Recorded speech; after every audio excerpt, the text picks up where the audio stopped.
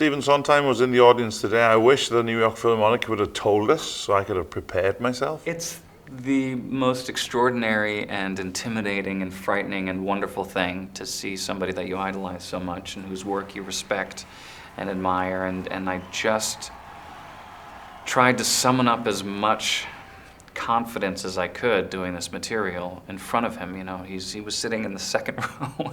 His skin was pale and his eye was odd.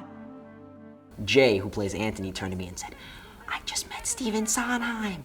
And what? Where is he? Where is he? And then I spotted him and I went over and I said, "Mr. Sondheim, my name's Kyle, I'm playing Toby." And he said, "Hi, Kyle." And I shook his hand and then I went, "Never washing this hand ever again." See this one shine, how he smiles in the light. When you have a contemporary composer in the audience, you get very nervous.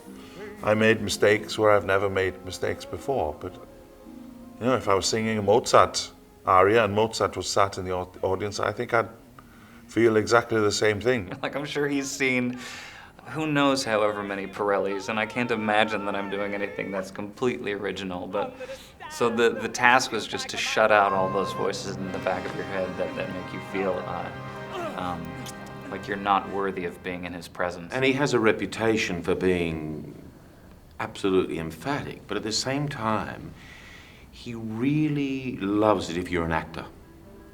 And sometimes he's quite happy with, as long as it's rhythmically right, but the notes sometimes aren't important as long as you're acting the scenes. When he throws a word, when he throws a color, when he throws a movement he wants, you can't say, "No, I disagree with you."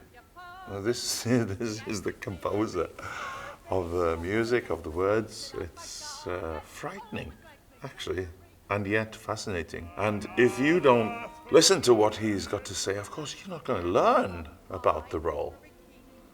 So I want to hear every piece of nugget. What you forget about Stephen is that he's a dramaturg. In a sense, he understands drama and storytelling, so he writes in speech patterns. I remember I couldn't get something musically once, and he put his arm around me and took me aside and said, "Now, how would you say the words as an actor?" And I started to panic. He said, no, just say the words. And I said it, and he said, "That's the rhythm of the song." You clip at the chin, you rip at the lip a bit, and that's the truth.